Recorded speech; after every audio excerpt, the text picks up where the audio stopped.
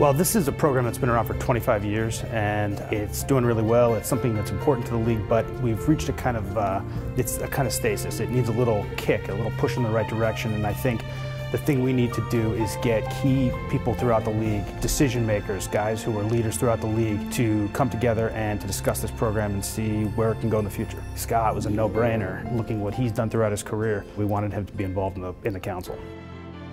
Just the way he's transformed the organization in a short time there. Hiring of Coach Crennel was obviously huge, and we know that he's got a big voice and he's such a proponent of diversity. We thought he'd be an ideal candidate to really take a leadership role in this council. Well, it's simple, and it's in a football term, you want to level the playing field, which is to provide everyone who deserves an opportunity to get that opportunity regardless of the color or texture of their skin. That's what diversity is about. Scott has always indicated an interest in the subject of diversity. He came from an organization that has got some diversity. But when he first came in, one of the first conversations Scott and I had was about his commitment to diversity, and it made it known a couple of years ago that when there's an opening and an opportunity, that's something I'd be really interested in because I'm passionate about it and I know it's the right thing to do. So it was no surprise that he was placed on it because he deserved to be on it and expressed a commitment to work at it.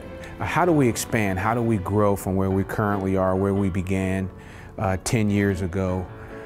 We look at what people represent inclusion, what people represent diversity, not just by what they say, but what they do, what they represent. Scott, who we've seen his body of work running NFL franchise, but more importantly, what has he done?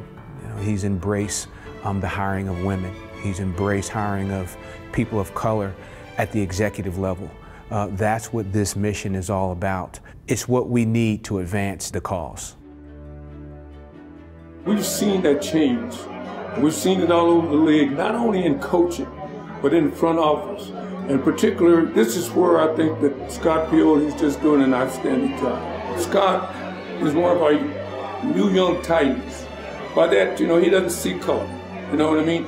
He sees who can do the job. He knows what it takes to win in this league. You look at what he's done to that franchise. When you look at just the history, the evolution of minorities in the game of football, and you look at what the Chiefs have represented in the past, and now seeing what they look like, not just from people of color, but what they represent as a community, I must say what he has done for the organization, I think everyone is looking. The other 31 clubs are looking and seeing, how do we mimic that model? Well, as an organization, you certainly have to applaud that they are not just talking the talk, but the old cliche, they're walking the walk.